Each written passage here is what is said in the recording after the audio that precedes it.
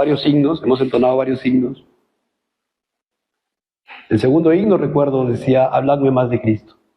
Y ciertamente en la serie de predicaciones que nos hemos dispuesto a realizar desde hace ya un mes atrás aproximadamente, estamos viendo en aquellas fiestas del Antiguo Testamento las sombras, las figuras de nuestro Señor Jesucristo y de su obra perfecta en la cruz del Calvario y en su vida misma.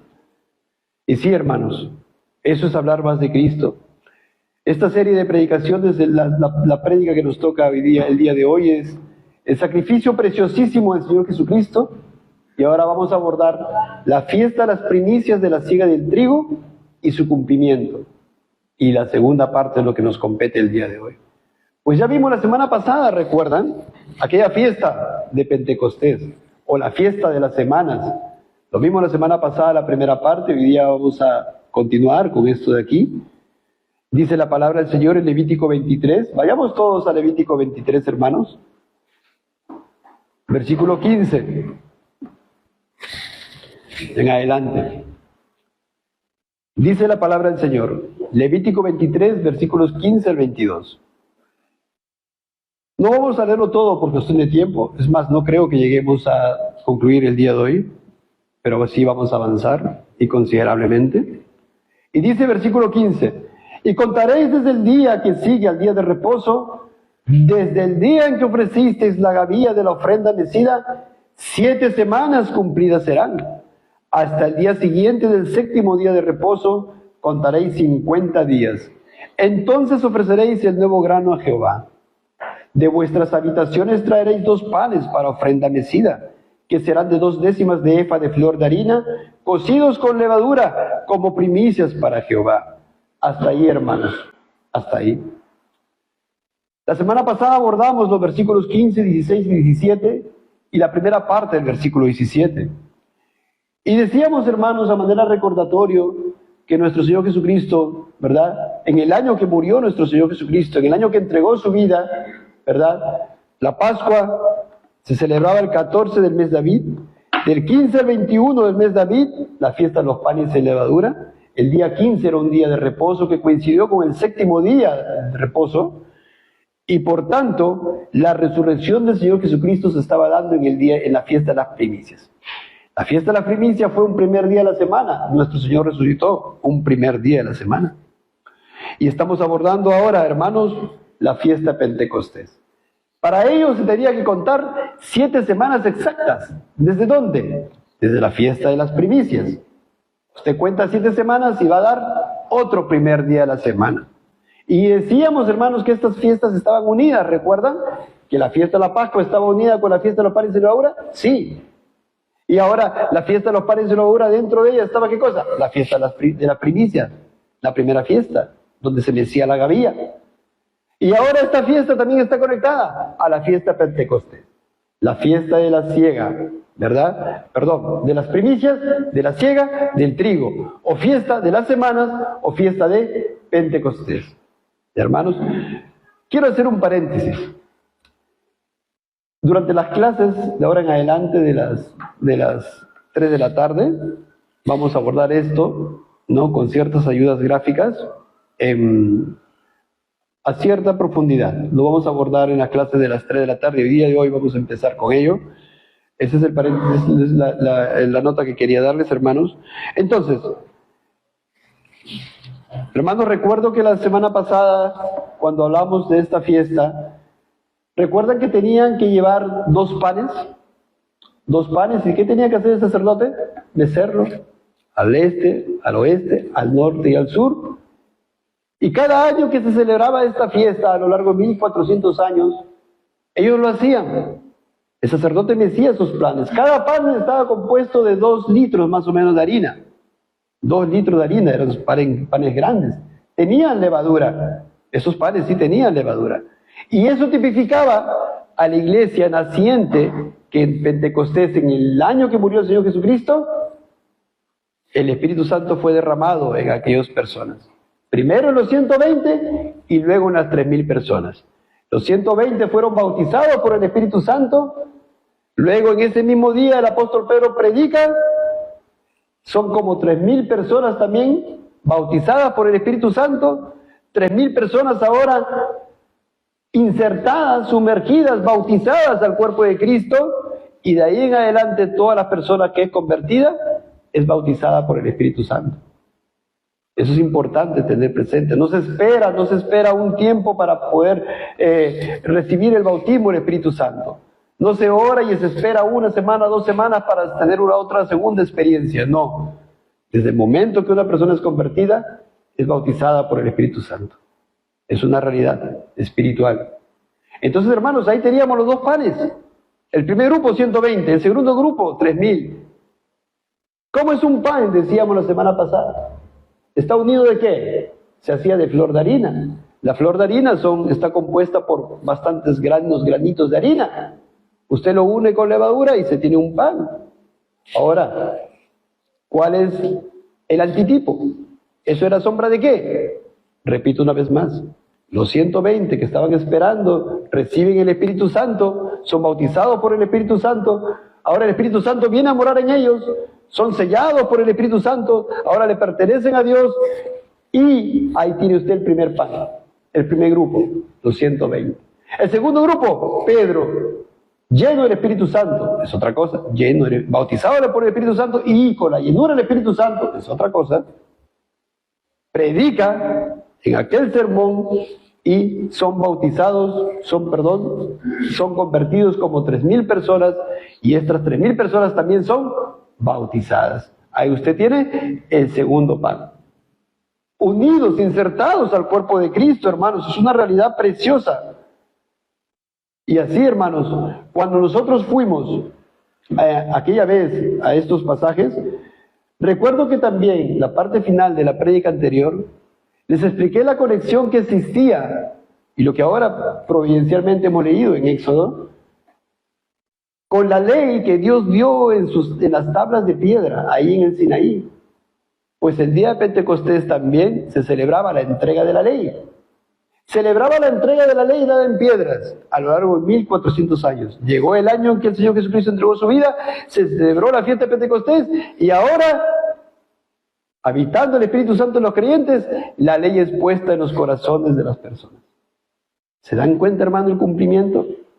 Ahora la ley, hermano, es puesta en el corazón de cada creyente. Cada persona, cuando se convierte, cuando se arrepiente, cuando pone su fe en Cristo, el Señor lo aparta para sí, lo justifica. Sí. Es bautizado por el Espíritu Santo. Sí.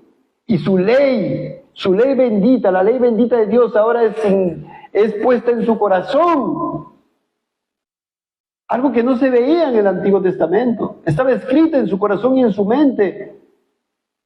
Y ahora, por tanto, un convertido de ahí para adelante, ¿qué hace, hermanos?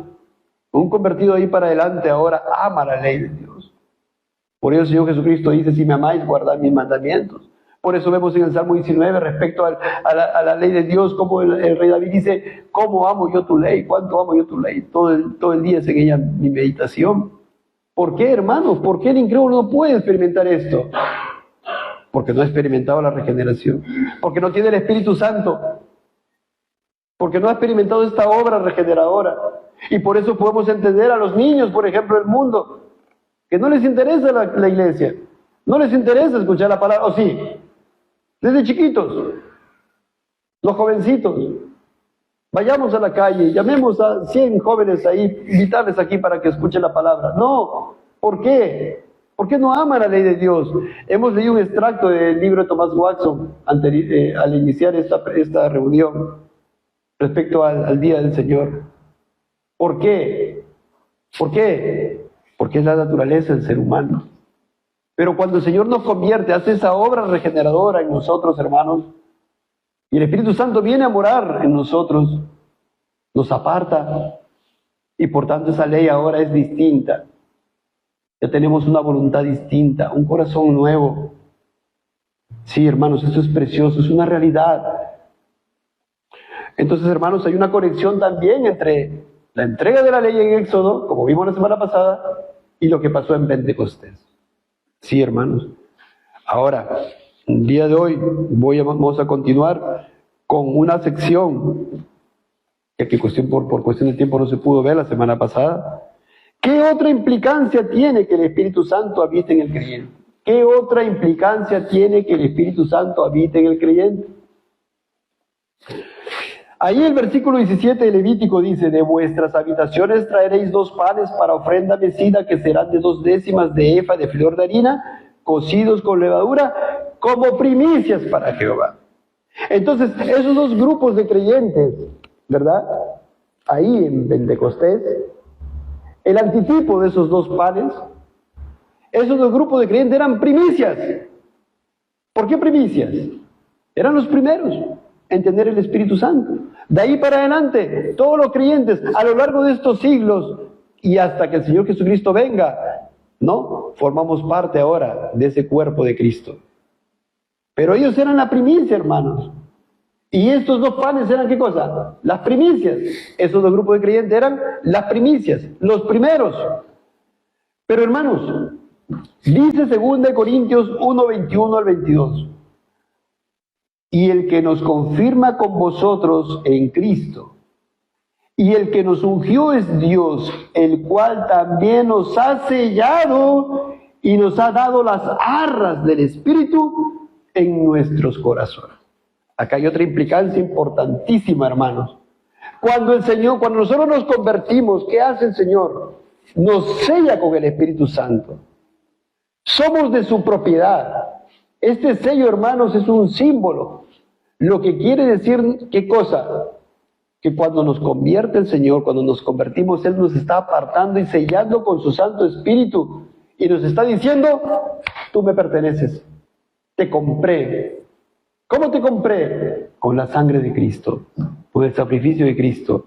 Le costó, claro que sí, a nuestro Señor. A nosotros no. No somos salvos por obras. Somos salvos por méritos de Cristo, lo que Él hizo en la cruz del Calvario, lo que pedimos meditando constantemente. Entonces, hermanos, pero Él nos sella. Somos de su propiedad. Le pertenecemos. Y hay una palabra que dice el versículo: y nos ha dado las arras del Espíritu en nuestros corazones. Nos ha dado las arras. Y esta palabra significa arrabón, arras, primicias, prenda. Es decir, hermanos, el hecho que tengamos nosotros el Espíritu Santo morando en nosotros es una garantía ciertísima. Es unas arras, es una primicia. ¿De qué? De que vamos a tener la herencia futura. De que vamos a poder vivir esta vida cristiana mortificando nuestros pecados. De que vamos a resucitar el día que el Señor Jesucristo venga. De que vamos a ser glorificados. Sí, es una garantía. ¿Se dan cuenta? Algo precioso, hermanos. Y vamos a ir desarrollando más esto. Es una garantía de nuestra santificación y conformación a la imagen de Cristo. O sea, el Señor nos pone su Santo Espíritu en nosotros, mora ahora su Santo Espíritu en nosotros, y por medio de Él, de su Santo Espíritu, mora el Padre y mora el Hijo, como vimos las semanas pasadas también. Pero, hermanos, es una garantía, el Espíritu Santo morando en el creyente, es una garantía, hermano, de que vas a ser santificado y de que vas a ser conformado a la imagen de Cristo. Sí o sí, de cierto. ¿Por qué? Porque es un arras, es una garantía, es una primicia. Por eso dice 2 Corintios 5, unos capítulos después, versículo 5. Mas el que nos hizo para esto mismo es Dios, que nos ha dado las arras del Espíritu. ¿Cómo sabes que tienes el Espíritu? ¿Cómo sabes que tienes el Espíritu Santo viviendo en ti, morando en ti? Vamos a ir al pasaje de Romanos también. Sí, hermanos, es una garantía de que vas a dar frutos dignos de arrepentimiento. Pues el fruto del Espíritu que mora en ti es amor, gozo, paz, paciencia, benignidad, bondad, fe, mansedumbre, templanza. Es una garantía de que tienes la salvación. ¿Por qué? Porque dice Romanos 8:16, el Espíritu mismo da testimonio a nuestro espíritu de que somos hijos de Dios. ¿Cómo el Espíritu Santo te da testimonio a ti de que eres hijo de Dios? El contexto Romanos 8, por cómo estás viviendo tu vida. Si estás viviendo en la carne o si estás viviendo en el Espíritu. El Espíritu Santo, hermano, está obrando en ti. ¿Te estás santificando día a día? ¿Eres el mismo de hace 2 años atrás? ¿Eres el mismo de hace 3 años cuando fuiste convertido? ¿De qué manera el Señor te da testimonio de que eres hijo de Dios? Pues dice aquí, el Espíritu mismo da testimonio a nuestro espíritu de que somos hijos de Dios. ¿Está obrando en ti? ¿Te está santificando? ¿Te está llevando a glorificar cada vez más a Cristo? Pues el Espíritu Santo es el arras del Espíritu. Perdón, Dios nos ha dado el arras del Espíritu.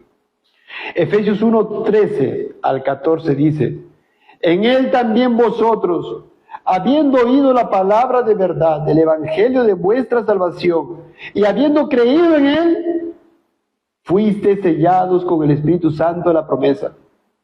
¿Cuándo pasó esto, hermanos? ¿Cuándo fuiste sellado con el Espíritu Santo? Dice aquí, cuando oíste la palabra de verdad, el evangelio, y has creído en Él, habiendo creído en Él. No es una segunda experiencia, una tercera experiencia. Cuando tú escuchaste el evangelio, cuando creíste en el evangelio, cuando te convertiste, fuiste sellado por Dios con el Espíritu Santo de la promesa. ¿Por qué de la promesa? Porque estaba prometido por Dios desde el Antiguo Testamento, Ezequiel 36, Jeremías 31. En el libro de Joel, el profeta Joel, a quien cita el apóstol Pedro en su predicación en Hechos 2. Sí, Dios lo había prometido. En el Antiguo Testamento los creyentes, los convertidos, no tenían el Espíritu Santo morando en ellos. Pero desde Pentecostés, cada creyente, cada persona que se convierte, el Espíritu Santo mora en esa persona. Y Dios lo sella con el Espíritu Santo. Le dice, tú me perteneces. Y ahora, el hecho de que el Espíritu Santo mora en esa persona es una primicia, es un arras. Sí, ¿de qué? De que es segura tu salvación. Creyente, tu salvación es segura si el Espíritu Santo mora en ti. Es segura. Vas a santificarte, vas a conformarte a la imagen de Cristo, vas a dar frutos dignos de arrepentimiento, vas a resucitar en el día postrero, vas a perseverar hasta el fin. Qué preciosa verdad. Esa es la primicia, hermano. ¿Sí? ¿Y para qué? Dice, fuiste sellados con el Espíritu Santo la promesa, Efesios 1:13, que es las arras de nuestra herencia. Hermanos, este término de arras de repente es común para algunos. Cuando se va a adquirir alguna propiedad, se da un arras, ¿verdad? Se da un arras. Es una garantía de que se va a hacer tal transacción, ¿no? Acá hay, no sé, hay una contadora, una abogada, conocemos ese término de arras. Es una garantía de que se da. Y repito una vez más, esto, estamos viendo qué cosa, la fiesta de Pentecostés. En el día de Pentecostés, de ahí para adelante, todo convertido, ahora tiene ese arras, que es el Espíritu Santo morando. Es algo maravilloso. Es el Espíritu Santo ahora que inserta, imparte en cada creyente los beneficios de la obra de Cristo. Sin Espíritu Santo no habría regeneración, no habría santificación.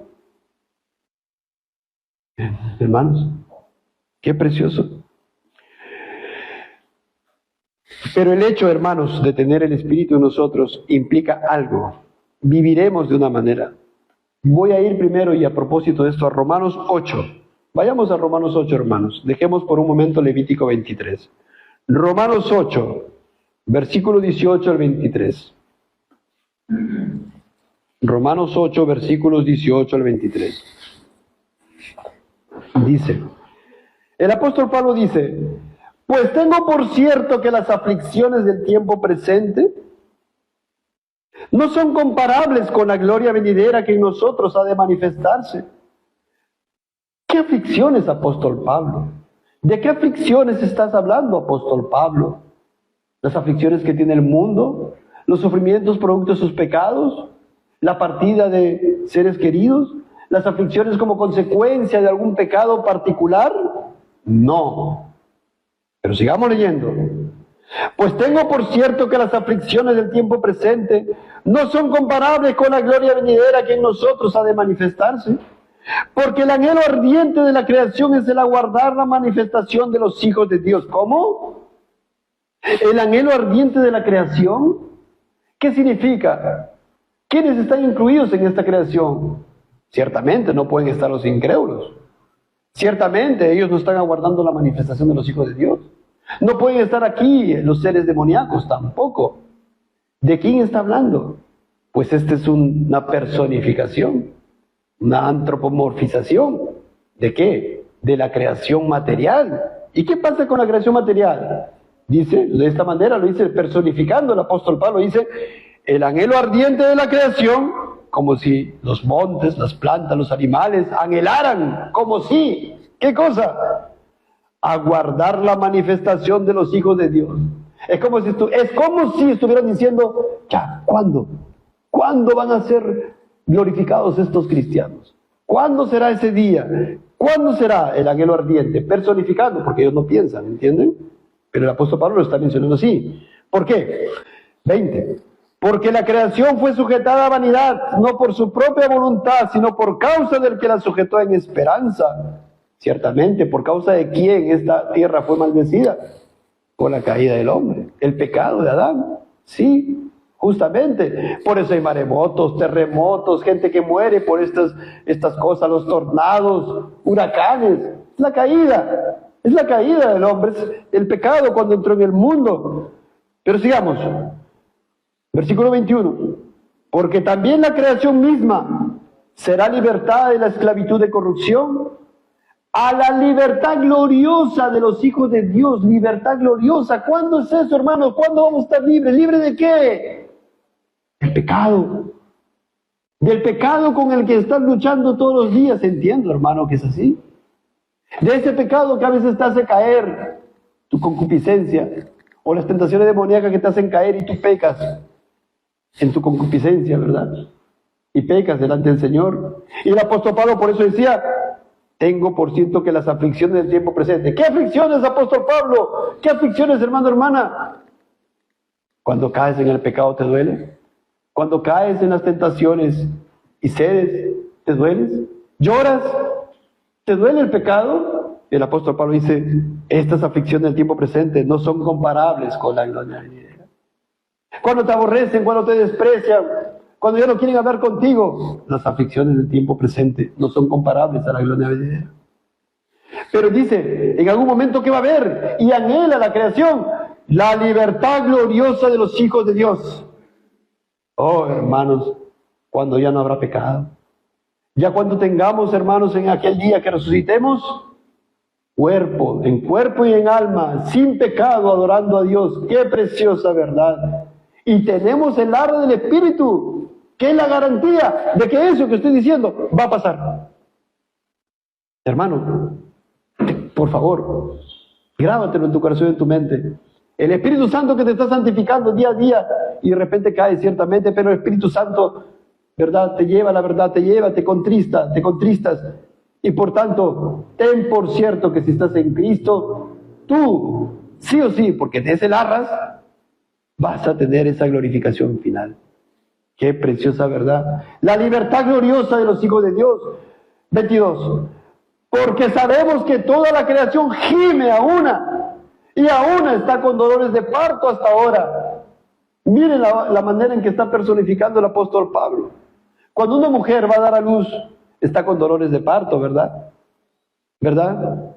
Está gimiendo con los dolores de parto, pero va a dar a luz.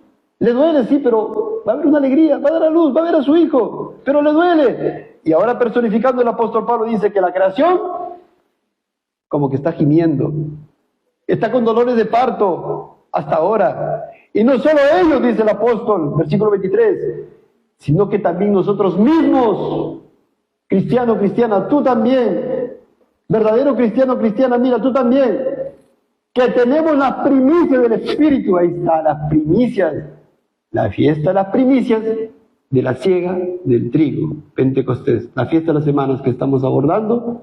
Ahí está. ¿Qué tenemos? Las primicias del Espíritu. ¿Y qué estás haciendo, hermano? ¿Que tienes la primicia? ¿Qué pasa contigo? Dice, también gemimos dentro de nosotros mismos, Y lloramos cuando pecamos. Y nos entristecemos cuando caemos. Y cuando pecan nuestros hijos, nuestros parientes, nuestros hermanos, nos dolemos. Porque estamos gimiendo dentro de nosotros mismos. ¿Esperando qué, hermanos? La adopción, la redención de nuestro cuerpo. La redención de nuestro cuerpo. Porque hemos sido redimidos, sí. Sí, pero nuestro cuerpo todavía, ahí tenemos la concupiscencia en nuestra carne, ¿verdad? Pero va a ser redimido, sí. ¿Cuándo, hermanos? ¿Anhelamos eso? Sí, sí. Sí, tiene que ser el anhelo ardiente de tu corazón, anhelar ese día en el cual ya en cuerpo y alma, porque nosotros somos seres humanos y tenemos solamente alma o cuerpo. Cristo nos salvó solamente nuestra alma, nuestro cuerpo también va a ser redimido en la resurrección. Cristo es la primicia de los que durmieron es hecho. Fiesta la gavilla, fiesta la primicia. Y así nosotros, todo cristiano también, resucitaremos, como hemos leído la semana pasada. Pero qué aflicciones, apóstol Pablo. Por eso si vamos ahora a los primeros versículos de Romanos 8, miren lo que dice. Ahora pues, ninguna condenación hay para los que están en Cristo Jesús. ¿Quiénes son los que están en Cristo Jesús? Los verdaderos que están en Cristo Jesús. Los que no andan conforme a la carne, sino conforme al Espíritu. Amigo, amiga, que no estás en Cristo. Joven, señorita, niño, niña. ¿Tú andas conforme a la carne o andas conforme al Espíritu? No puedes andar conforme al Espíritu porque no tienes el Espíritu Santo morando en ti. Por tanto, no te ha aplicado los méritos de Cristo, de su obra, de su justicia. Y por tanto estás andando en la carne. Y por tanto amas las cosas del mundo. Haces lo que tu corazón te dice. Pero para que esté en Cristo ninguna condenación hay. Los que no andan conforme a la carne, sino como anda el creyente genuino, conforme al Espíritu. Porque la ley del Espíritu de vida en Cristo Jesús me ha librado de la ley del pecado y de la muerte. Porque lo que era imposible para la ley, por cuanto era débil por la carne, era imposible para la ley. No es que la ley esté mal, la ley es santa, justa, buena. ¿Cuál era el problema? El ser humano. Ahí está, el ser humano era débil. No podíamos salvarnos, no podemos salvarnos nosotros mismos. O podemos guardar los mandamientos de la perfección. Ninguno. Entonces, ¿qué hizo Dios? Dios enviando a su Hijo en semejanza de carne de pecado. ¡Qué preciosa verdad! Dios envió a su unigénito en semejanza de carne de pecado, como nosotros, en carne y hueso, pero sin pecado. En carne y hueso. ¡Qué glorioso! Medita mucho en eso, hermano, hermana y amigo y amiga. Cristo se encarnó. El verbo de Dios hizo carne. Y esa era la manera de poder condenar al pecado. Y mira, Dios envió a su Hijo en semejanza de carne de pecado. Y a causa del pecado, no del pecado suyo, del pecado de los suyos, del pecado de su pueblo, ¿qué hizo? Condenó al pecado en la carne. Condenó y castigó al pecado en la carne, no el pecado de Cristo, el pecado de cada creyente, de todos los tiempos. ¿Dónde? En su carne de Él. Ahí, hermano, en toda su vida y en la cruz del Calvario. Esa es la obra que hizo el Señor. 4, ¿para qué? Para que la justicia de la ley se cumpliese en nosotros, que no andamos conforme a la carne, sino conforme al Espíritu. ¿Cómo? ¿Dónde está el cristiano carnal aquí? ¿Qué dice el apóstol aquí? Que no andamos conforme a la carne, sino conforme al Espíritu. Porque los que son de la carne piensan en las cosas de la carne. ¿Dónde estás? Yo quiero, amigo, amiga, que te medites aquí. Por favor, niño, niña, mira, medita en esto. Los que son de la carne piensan en las cosas de la carne, pero los que son del Espíritu en las cosas del Espíritu. ¿En qué estás? ¿Dónde estás? ¿En qué camino estás siguiendo? De verdad, por favor, examínate. El Espíritu Santo te está dando testimonio a ti de que eres hijo de Dios. Por favor. 6. Porque el ocuparse en la carne es muerte, pero el ocuparse del Espíritu es vida y paz. Por cuanto los designios de la carne son enemistad contra Dios, porque no se sujetan a la ley de Dios ni tampoco pueden. Y los que viven según la carne no pueden agradar a Dios. Mas vosotros no vivís según la carne, sino según el Espíritu. El apóstol Pablo está contrastando la vida en el Espíritu, la vida en la carne. La vida en la carne es hacer lo que a ti te place, contrario a la voluntad de Dios. No te interesa la ley de Dios, no te interesan las cosas de Dios, no te interesa la santidad, no te interesa el honrar padre y madre, no te interesa congregar, no te interesa el Evangelio, no te interesa Cristo y su sacrificio, vivir en la carne. Y por tanto hacer los deseos de la carne, de tu corazón no regenerado. Vivir en el Espíritu.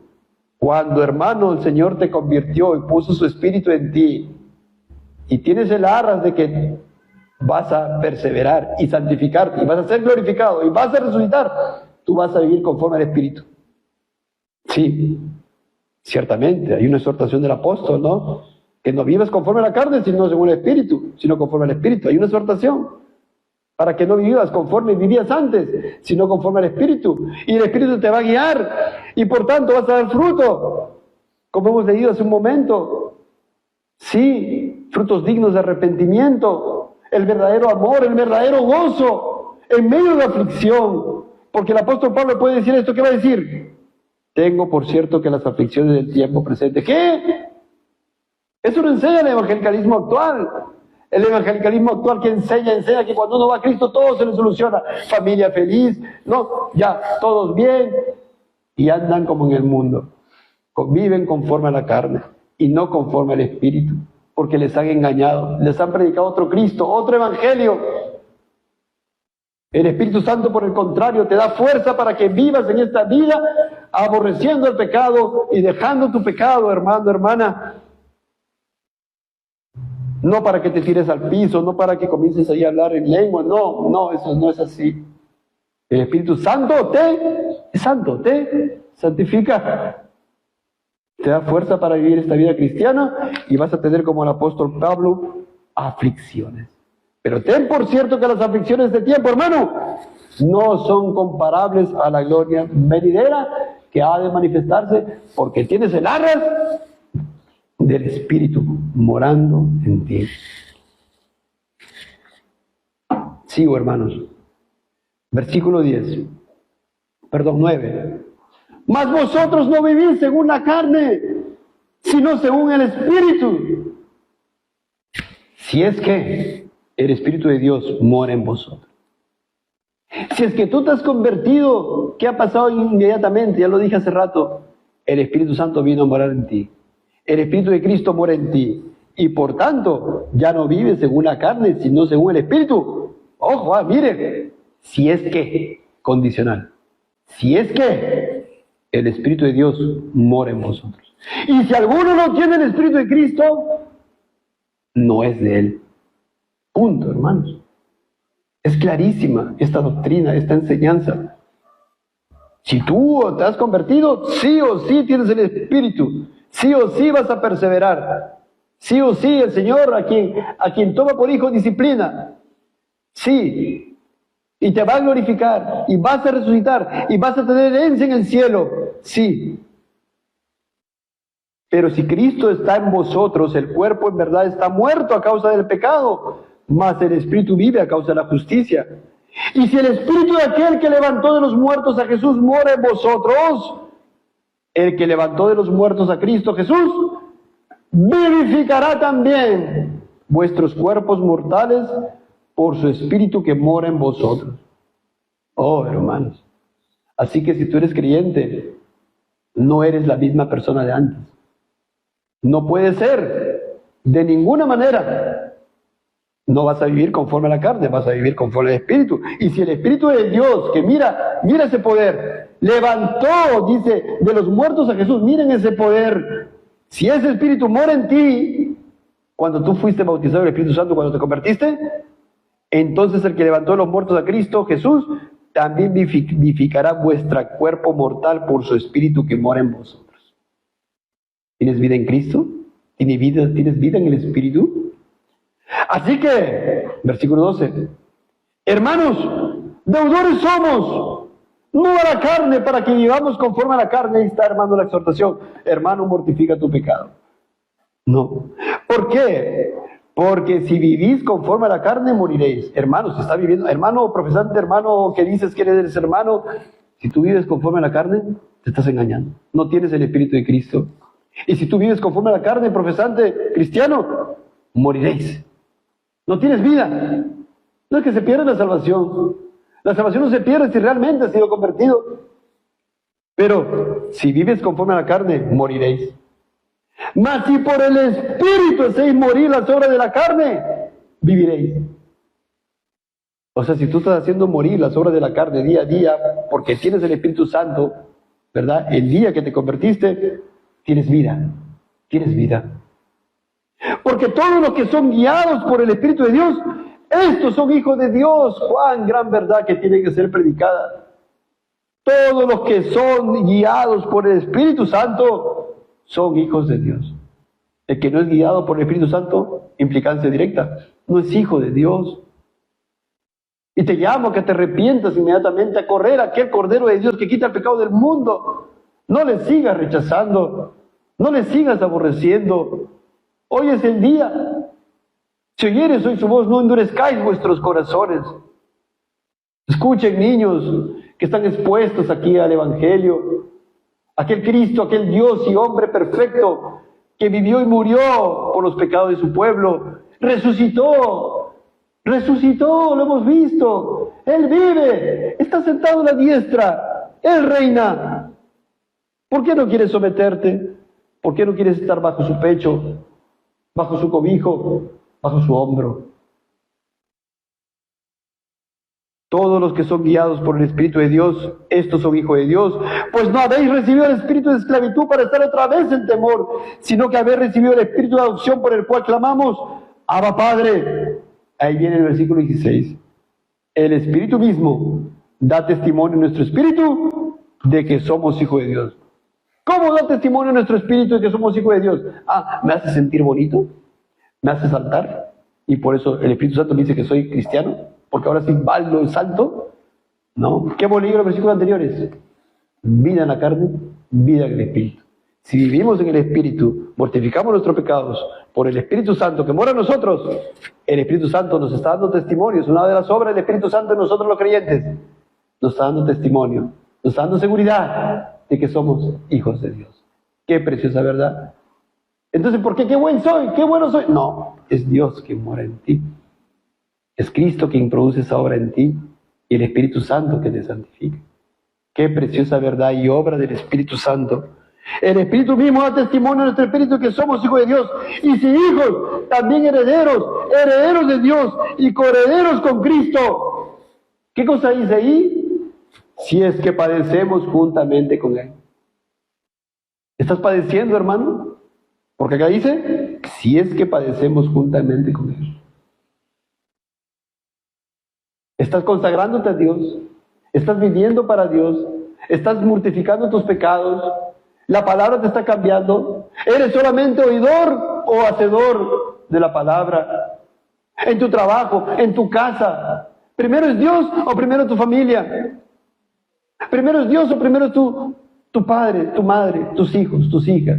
¿Quién es primero? Te detienes, como hemos visto la semana pasada también en una de las prédicas, te detienes de hablar de Cristo por temor a que te rechacen. Te detienes de hablar del verdadero evangelio por temor de que te dejen. ¿Quieres mantener el status quo de tu trabajo, del lugar donde estás? Podemos pararnos aquí para predicar un, entre comillas, evangelio para que la gente no se vaya. Hermanos, dice la palabra, si hijos, también herederos, herederos de Dios y coherederos con Cristo, si es que padecemos juntamente con Él, para que juntamente con Él seamos glorificados. Así que ese cristiano carnal no existe. Es una mentira satánica que pulula en las iglesias evangélicas.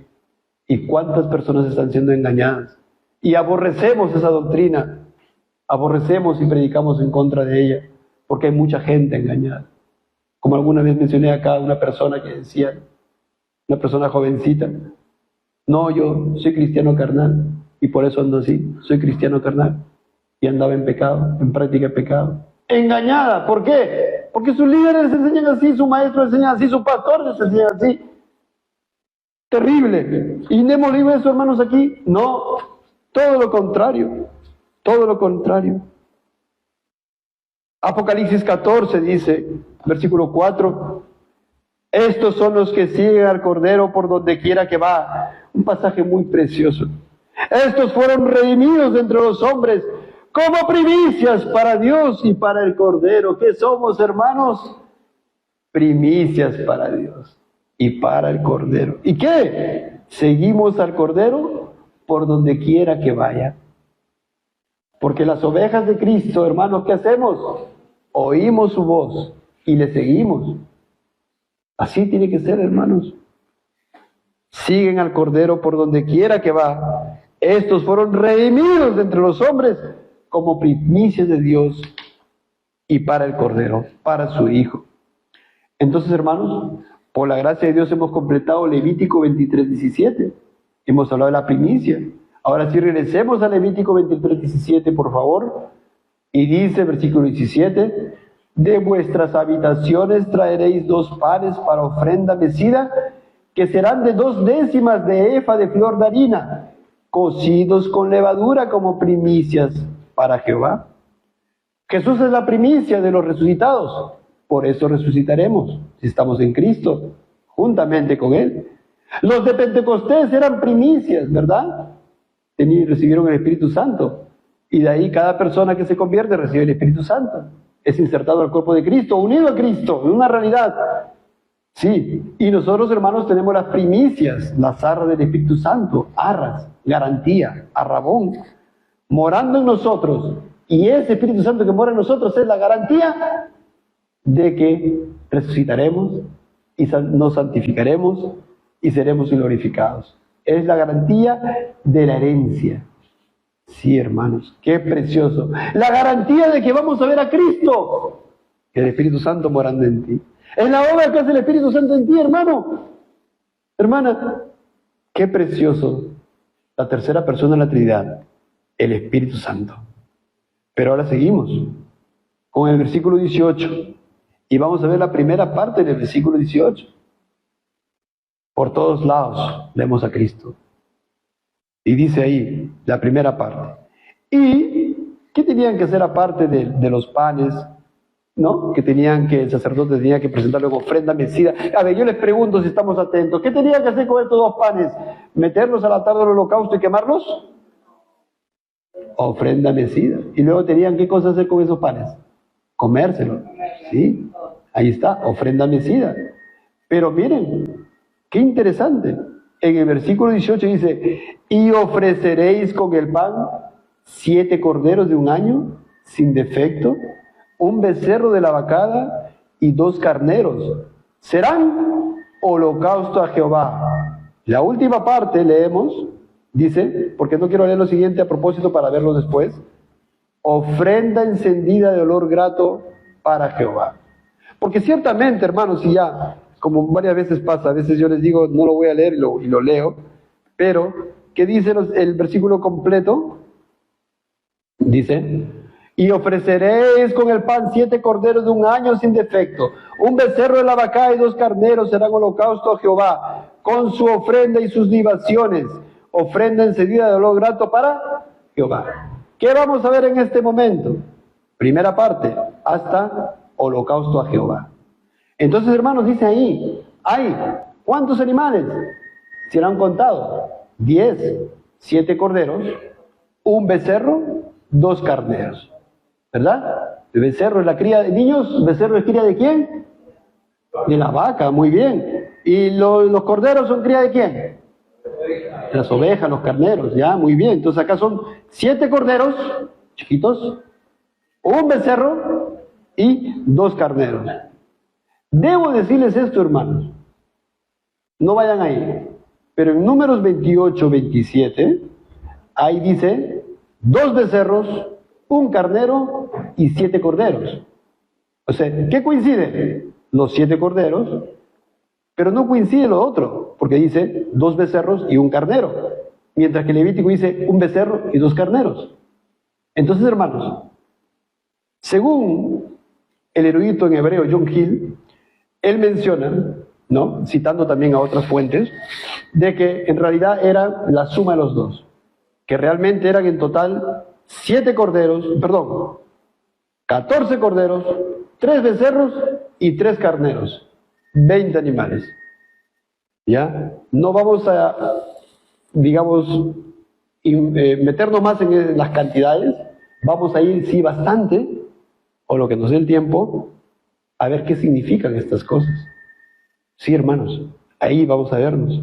Entonces, sean 10 animales o sean 20 animales, porque la palabra no se puede contradecir, entonces podemos entender que eran una cantidad en la mañana, otra cantidad en la tarde, y por tanto, hermano, si estos animales tenían que presentarse en holocausto, ahí vamos a ver, ¿qué significa esto? ¿Recuerdan ustedes que meditamos ahí en Éxodo, la lectura de la palabra, semanas atrás? Lo que hace rato se preguntó, el altar del holocausto, ¿cuánto medía? ¿Recuerdan? 5 codos, 3 codos. Era grande, más de 2 metros. Así, era de madera de acacia, cubierto de ¿qué? De bronce, ¿verdad? Y tenía cuernos en los 4 esquinas. Ahora hemos leído providencialmente en el libro de Éxodo quiénes tenían que hacerlo esto, ¿verdad? Pero hermanos, miren, ¿qué hacían? Traían los animales.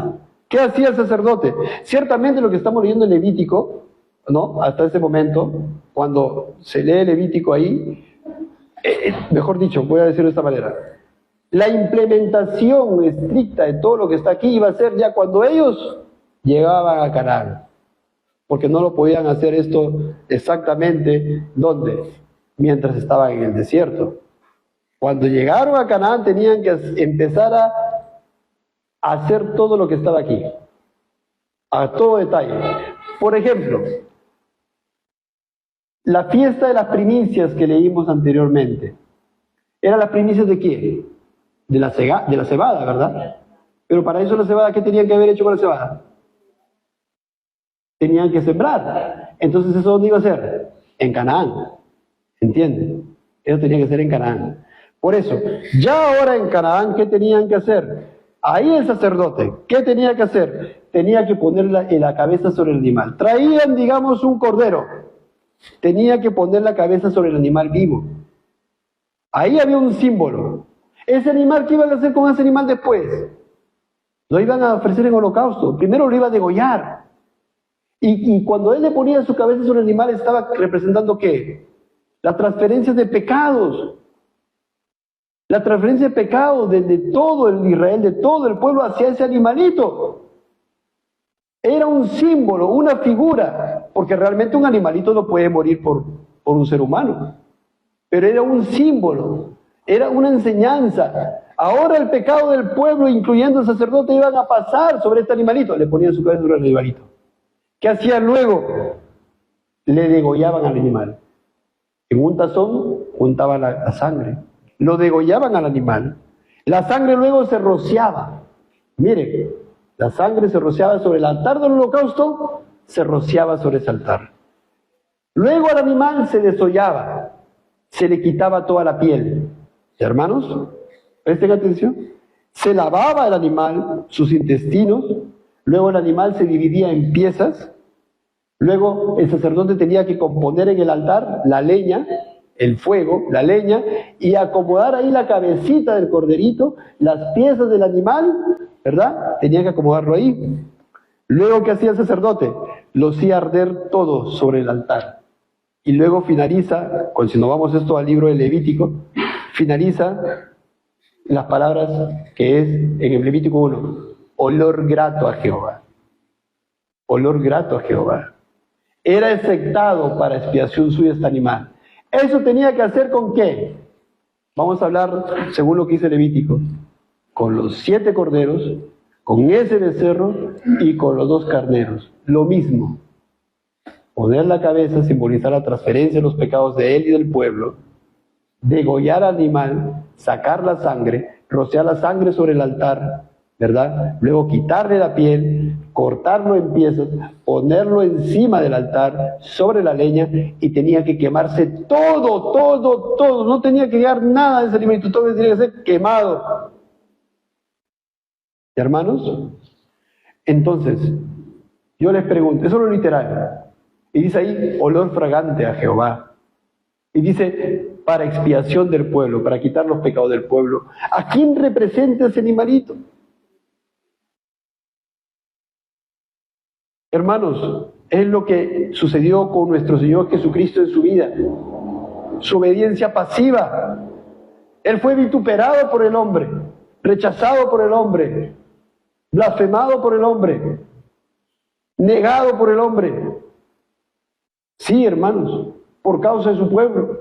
Y en la cruz del Calvario su Padre lo quebrantó, porque estaba cargando los pecados de su pueblo, recibiendo la ira de su Padre por los pecados ajenos. Elí, Elí, lama sabactani. Dios mío, ¿por qué me has abandonado? Cristo, ¿para qué?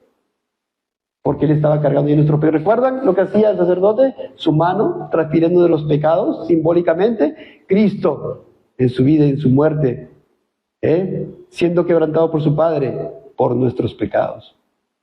Todos nuestros pecados, como que se fueron sobre Él. Se fueron sobre Él.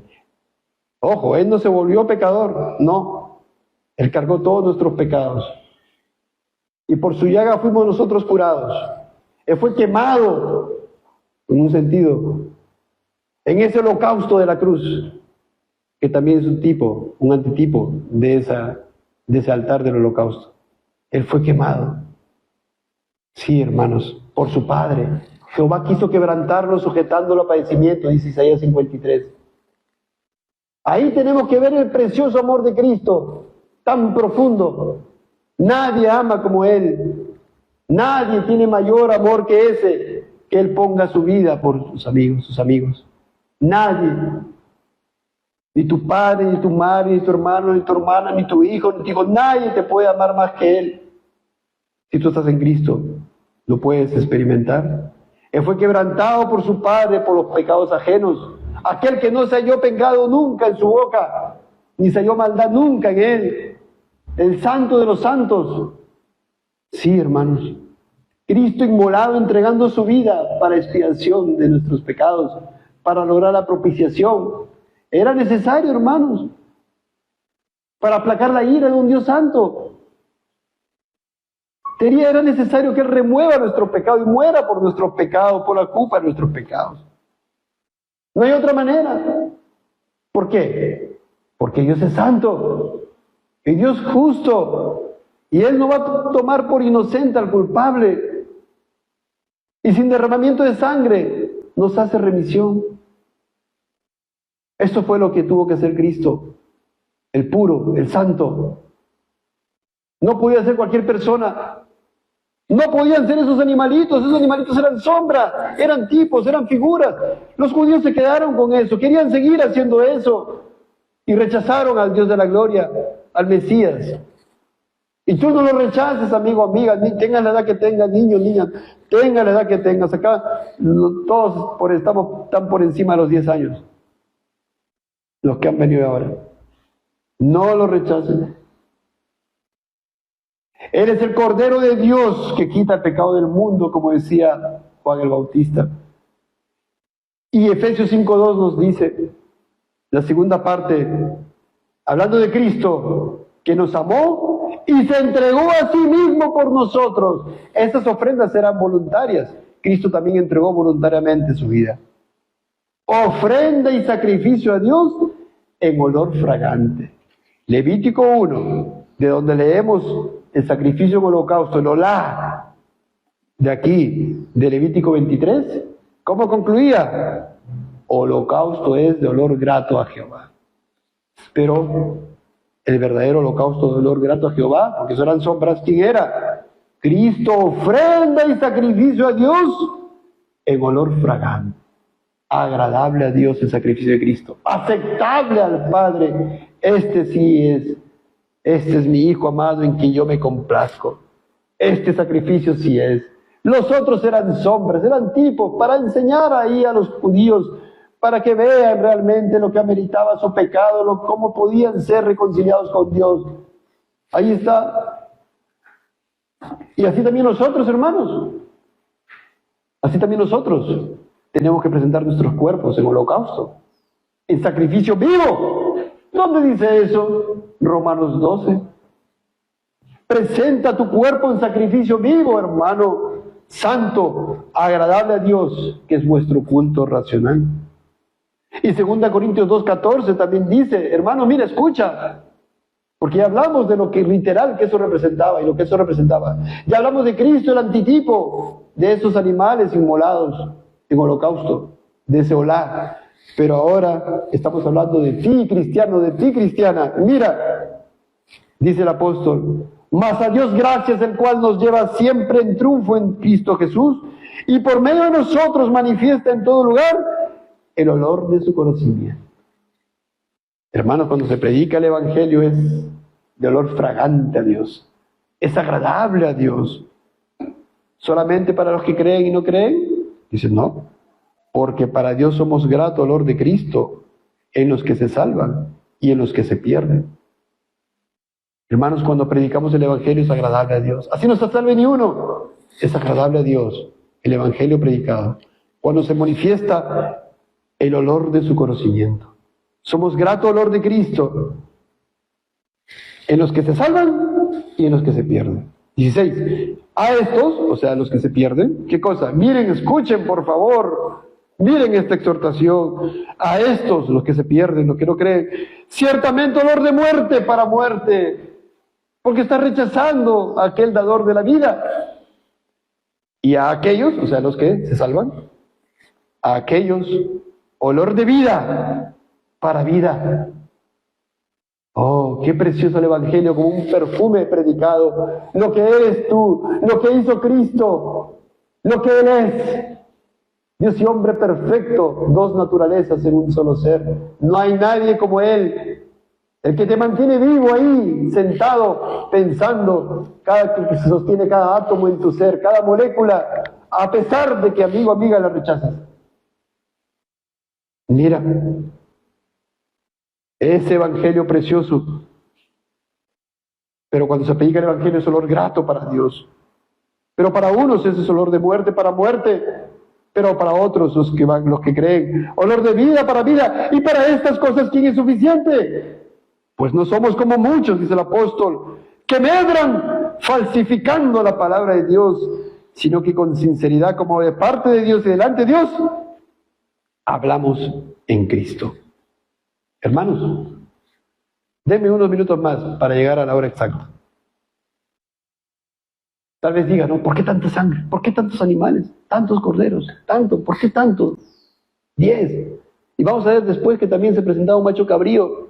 Tenía que haber un sacrificio también de expiación.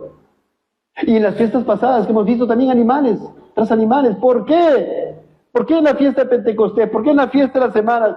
Hermanos, porque sin el sacrificio de Cristo, a quien tipificaban estos animalitos, no puede haber Espíritu Santo llegando ¿a quién? A los nuevos convertidos. No puede haber. Sin su obra, sin su sacrificio, no puede haber. El Espíritu Santo no puede morar. Cuando Él dijo, ¿recuerdan? Os es necesario que yo vaya, porque si yo no me voy, no les enviaré el Espíritu Santo. Os conviene que yo me vaya. Era necesario que Él vaya, ascienda, pero para eso, ¿qué tenía que pasar? Tenía que ser inmolado en la cruz del Calvario. Y para hacer así, poder enviar su Espíritu Santo, para que tú lo tengas, amado hermano, y ahora sea el arras de tu resurrección, de tu glorificación, de tu herencia futura en los cielos. Que es ciertísimo. Que es ciertísimo. Oseas que dice, Oseas 6:6, misericordia quiero y no sacrificio, y conocimiento de Dios más que holocaustos. Esto es parte de la ley ceremonial. ¿Tenían que hacerlo? Tenían que hacerlo. Por supuesto que sí. Tenían que cumplir toda esa ley. Era necesario. Estaba ordenado por Dios. ¿No? Pero ojo, ellos tenían que ver detrás de esas cosas, ¿qué cosa? Al verdadero Cristo, al antitipo, Tenían que arrepentirse, tenían que tener fe en aquel a quien representaban esos animales. Y era lo que no tenían. Y por eso en 1 Samuel, Samuel le dice a Saúl, ¿se complace Jehová tanto en los holocaustos y víctimas como en que se obedezca a las palabras de Jehová? Finalizo con Hebreos 10, hermanos, que es una cita que con la cual estamos finalizando varios sermones de esta serie. Porque la ley, y aquí está hablando de esa ley, de esas leyes de la ley ceremonial que estamos viendo aún en Levítico 23. ¿Qué cosa? Teniendo la sombra de los bienes venideros, miren, no la imagen misma de las cosas. ¿Qué dice ahí? Nunca puede. Esos animalitos nunca podían. ¿Qué cosa? Por los mismos sacrificios que se ofrecen continuamente cada año. Pentecostés tenían que celebrarlo cada año. La Pascua cada año. La fiesta de la primicia cada año. La fiesta de los panes sin levadura con los animales sacrificados cada año. Sí, pero esos animales, dice, nunca puede por los mismos sacrificios que se ofrecen continuamente cada año. ¿Qué cosa? Hacer perfectos a los que se acercan. Versículo 4. Porque la sangre de los toros, ahí podemos poner la sangre de los animalitos que hace un momento hemos hablado, ¿verdad? Y de los machos cabríos no puede quitar los pecados. ¿Y qué hizo el Señor? ¿Qué hizo Cristo? Por lo cual, entrando en el mundo, dice, ¿quién entró en el mundo? Nuestro Señor se encarnó. ¿Y qué dijo? Sacrificio y ofrenda no quisiste. ¿A quién está hablando? A su Padre. Mas me preparaste cuerpo. ¿Cuerpo para qué? Para que sea el Cordero de Dios que quite el pecado del mundo. Para que muera. Para que entregue su vida en beneficio nuestro, para nuestra justificación. Me preparaste cuerpo. Holocaustos y expiaciones por el pecado no te agradaron. Entonces dije, he aquí que vengo, oh Dios, para hacer tu voluntad, como en el rollo del libro está escrito de mí, diciendo primero, sacrificio y ofrenda y holocaustos. Lo que hemos visto en un momento, holocaustos, ¿verdad? Animales quemados completamente. Y expiaciones por el pecado no quisiste, ni te agradaron, las cuales cosas se ofrecen según la ley. Sí, tenían que ofrecerlo según la ley. Y diciendo luego, he aquí que vengo, oh Dios, qué precioso nuestro Señor. Vengo, oh Dios, para hacer tu voluntad. Quítalo primero para establecer esto último, su sacrificio. En esa voluntad somos santificados mediante la ofrenda del cuerpo de Jesucristo, hecha una vez para siempre. Ese sacrificio es nuestro Señor. Así que consumado es, hermanos. No se necesita más sacrificio. Los judíos no tienen por qué esperar otros sacrificios. No tienen por qué esperar otro Mesías. Y ya vino el Mesías. Ya vino el Señor Jesucristo, profeta, sacerdote y rey.